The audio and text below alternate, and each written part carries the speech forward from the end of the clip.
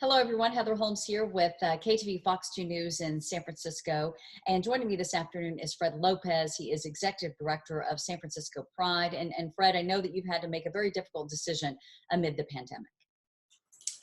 Yes, of course, today we San Francisco Pride announced that unfortunately we have to cancel our parade and celebration for 2020, which was planned for the last weekend of June.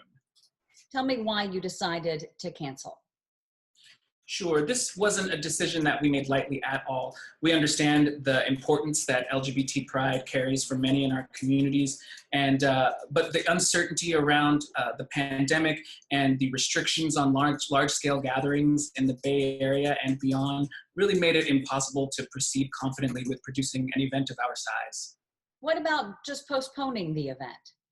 We did evaluate that option. We looked at all options over the last few weeks, and really, once again, it goes back to the magnitude of San Francisco Pride and the fact that, to produce a smaller type event later on in the year just wasn't something that worked for us on a number of levels, including financially. I know that it comes at a really significant time because we were talking about the 50th anniversary here. Yeah.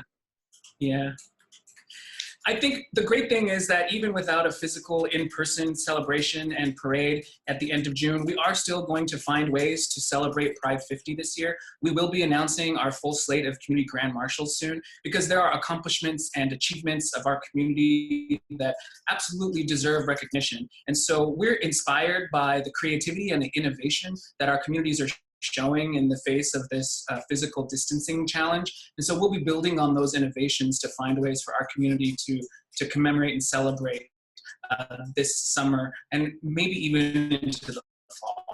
Talk a little bit about what you were looking forward to celebrate this year, the achievements that you were hoping to mark with this festivity.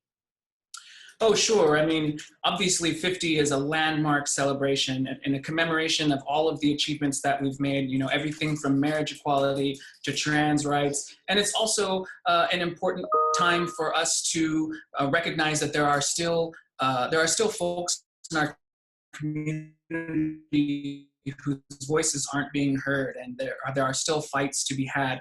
And so I think that even though we're not able to demonstrate in the streets physically, we can gather. I think, obviously the parade is always the centerpiece of our celebration, and we would have loved to have seen, up to 100,000 people marching and rolling down Market Street. But we will, like I said, find ways to highlight the diversity of our communities online and other digital platforms as we move forward in the year.